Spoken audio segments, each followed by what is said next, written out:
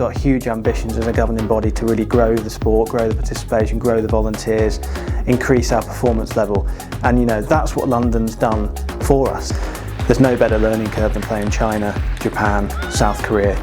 Going into the tournament, it was about understanding where we actually are in our level and trying to make the English crowd proud. In 2030 and 2032, where might they be in their career? If they follow the trajectory they're on, they're likely to be leading an England team. So looking back at the World Championships, how do you reflect on the performances of the players and the teams? I think the performances were welcomed. I think, you know, we performed quite well. We had a very, very tough ask. You know, we had a group that ultimately China finished third in. So, you know, that was the competition that we had. But when we played them, we performed really well. It was an exciting match. If I look over to the female side, they also played some really good stuff against some formidable opposition, Japan namely. So that was always going to be a tough ask. But then when we got into the last 32, the men had a fantastic match against Moldova. Tom playing exceptionally well to win the match that he had to win, but also Connor picking up that match in the middle as well. So that was super.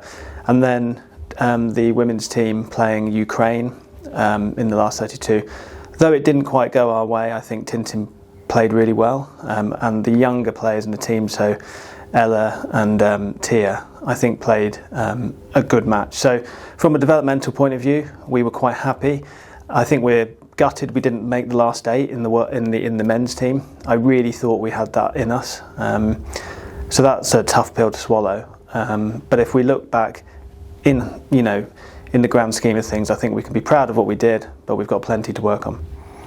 And is that something that was a focus of, you know, coming into it knowing what you're aiming for, but actually going, there are things to developmentally take step by step off the back of the championships?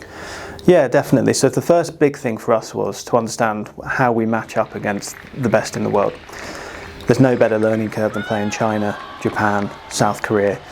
And we had some tough moments, tough matches where we weren't quite good enough, but we took our learnings from that.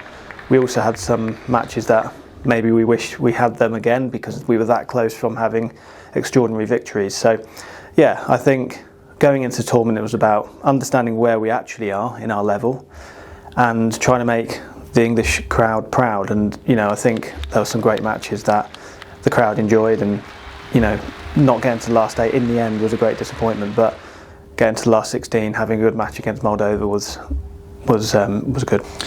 And how will being part of, whether they competed or not, being part of just the event as an experience, whether the training camps, the build-up, the travel as part of a team, and the being in that competition environment help develop players?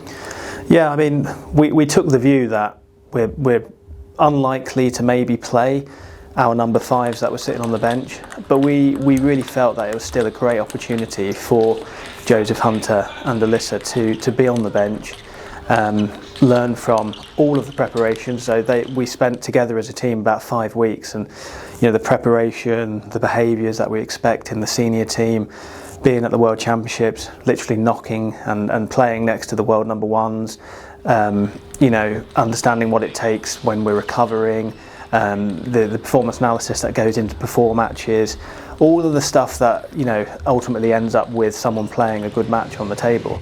Hopefully they learnt from and enjoyed the experience, and I'm really sure that Alyssa in years to come and Ella in years to come could potentially be leading the senior team, and if they hadn't had that experience on how to lead a team, they maybe wouldn't be quite as good at it.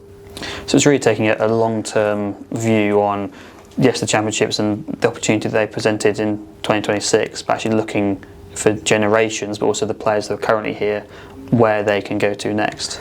Yeah, definitely. We're, you know, a hybrid, if you like. So the players who are playing, you know, giving them the best opportunity to succeed, but also for the younger players looking ahead, thinking in 2030 and 2032, where might they be in their career?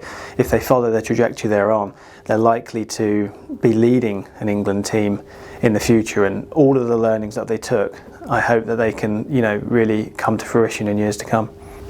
Is there anything you'd do differently if you were to have the time again?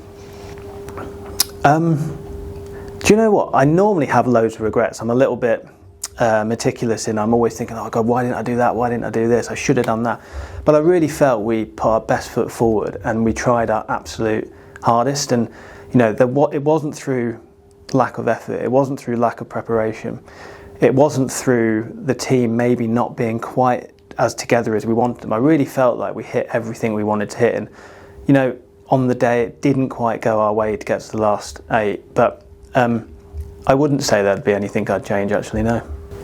And have you heard any comments from the players about either their experience in London or the experience of going back to clubs or follow-up competitions, and the Nationals took place the weekends after, about the welcome they received, but also what they were able to pass on as a result of London? Yeah, I mean, the amount of people who have spoken to the athletes and myself saying, we watched it on, whether it be BBC iPlayer or they came down and they bought a ticket and watched it, it was an ongoing conversation for weeks after, and still is going. I still have someone from the East Coast messaged me yesterday saying that they're ashamed they didn't manage to get down there, but they watched it on TV and they thoroughly enjoyed it. So there's this conversation happening now, there's this excitement in the sport. We've got huge ambitions as a governing body to really grow the sport, grow the participation, grow the volunteers, increase our performance level. And that's what London's done for us. And a shout out to everybody in our organisation. The amount of work that putting on this event took was just absolutely out of this world. People working above and beyond, and thank you to all of those people who enabled this event and ultimately what I was privileged to lead.